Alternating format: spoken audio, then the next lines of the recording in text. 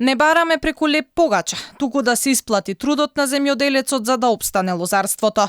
Лозарите од Неготино излегоа на предупредувачки протест поради неиспочитуваниот договор со винариите и Министерството за земјоделство за производствената цена на грозјето.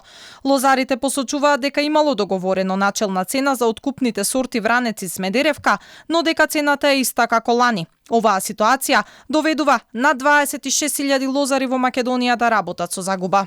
Како илустрација да ви кажам, ева смедеревката колку кошта. Една лижалка. Толку е смедеревката. А оваа полу литро вода е 2 килограма на грозје.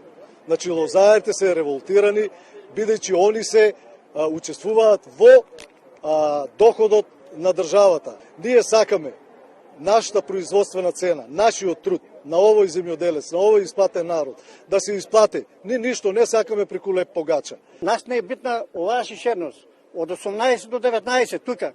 За вранецот и 16 до 17 смедеревката, пошто тоа е грото на количина и таа цена не е битна. А не е битно што ева го тука 16 динара, оваа 2018 22 шишерност.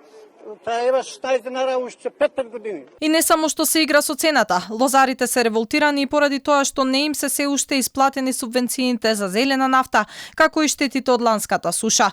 Лозарите од Неготинско со денешниот протест предупредуваат дека доколку за неколку дена не бидат повикани од надлежните на разговор, ќе мора да се радикализираат и во исто време низ цела Македонија да блокираат улици. Поддршка на денешниот протест дадоа и оризопроизводителите, кои посочија дека целото земјоделство е на рап на опстанок и подитно мора да се преземе нешто.